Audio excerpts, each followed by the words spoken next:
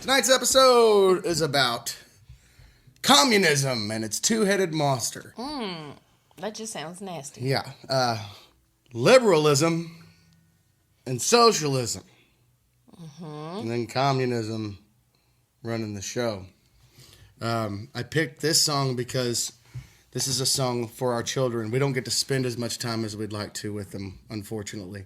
And so whenever we're gone, I want to know that we're leaving them with the best world we could possibly leave them with. Shut up, I'm crying again. So I encourage everyone to go vote and to go vote hard and to go vote with passion and patriotism in your heart, because we're not the only ones that matter. It's the ones we leave back when we leave back, and the ones that we hand this down to. So Yes. we are in a war, folks. Communism is alive and well today, as well as it's ever been. What was the phrase, the generational phrase that Reagan, he said, we are always only one generation away from becoming a socialist or communist country. you see what happens is our kids will grow up not knowing what communism it was like we did. We didn't grow up with that. We grew up in the Reagan years and maybe before. And so we didn't ever have to experience what that was like. And so they just waited, and then they just gave it a different name. And it's been this way. It's been a plan all along. And back in the 60s, they knew this very well. Like what's his name said at the RNC, it's not radical leftism. It sounds familiar, because it's exactly what communism is. And in 1967, I want to show you a clip here, and everyone has to watch this. Everyone needs to watch this. If you've forgotten or didn't grow up in a communist environment, watch this, because this is what's happening in our world today. The communists declared that the racial differences among our people constituted the weakest and most vulnerable point in our social fabric. By constantly probing and straining at this one spot, they calculated that eventually the cloth could be torn apart, and that Americans could be divided, weakened, and perhaps even set against each other in open combat. Here is a book that I think ought to be in every home library. It's entitled Color, Communism, and Common Sense by Manning Johnson. He joined the party as a young man because he honestly believed that the communists were trying to improve the conditions of his people. He was a dedicated communist, and eventually he rose to one of the highest ranks. But after many years, he discovered that instead they were merely planning to use his people in a bloody revolution to destroy America.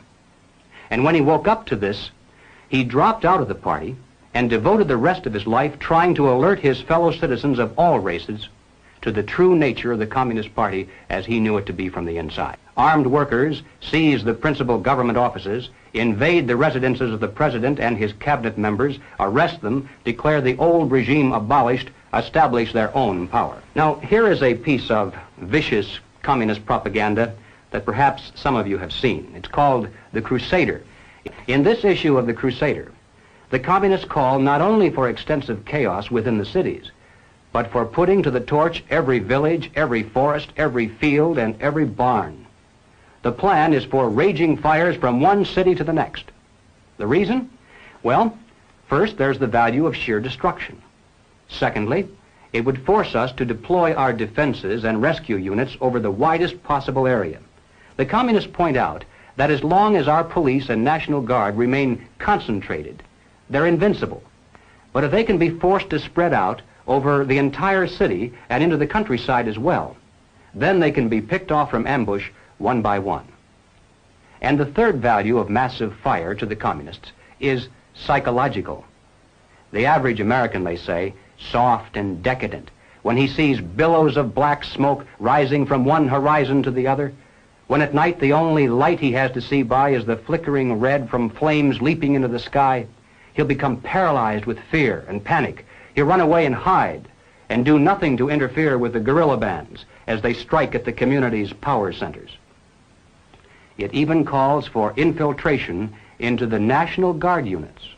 Revolutionaries posing as non-militants for the purpose of getting free military training and for gaining access to critical military supplies and heavy weapons.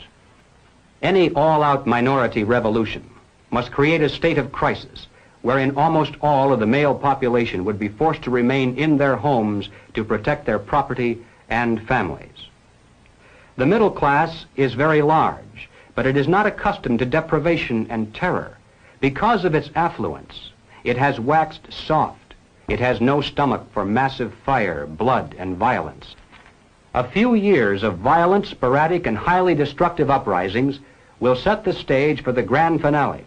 The public is to be pressured into accepting measures that will move the country gradually and legally toward communism, but without calling it that. The strategy of the proletarian revolution calls for the quiet conversion of our government into a communist regime, but under the banner of socialism. Well, what is socialism? All right, let's define it. According to the dictionary, socialism is a political concept based upon the principle of government ownership and control of property, the means of production, and the avenues of commerce. Under socialism, those who run the government, and the communists are confident that in America they eventually will be the ones who do so, those who run the government will know who is to get something and who has to wait, and that represents control over human beings. What has all this to do with the communist revolution in America? Well, ladies and gentlemen, it has everything to do with it, because the building of socialism is the communist revolution in America.